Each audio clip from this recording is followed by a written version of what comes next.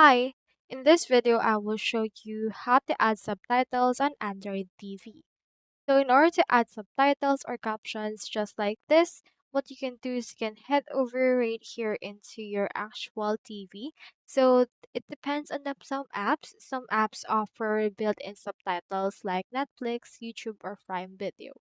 Open the apps and play your movie or show and then tap the OK or Enter button on the remote in order to bring up the playback options.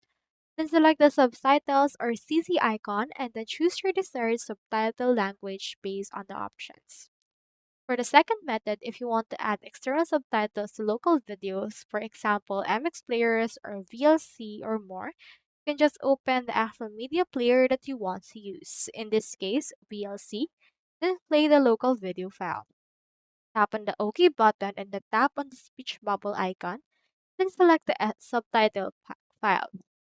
Navigate to the location where your SRT or sub file is stored, then select it and load it, and it will sync it to your video automatically.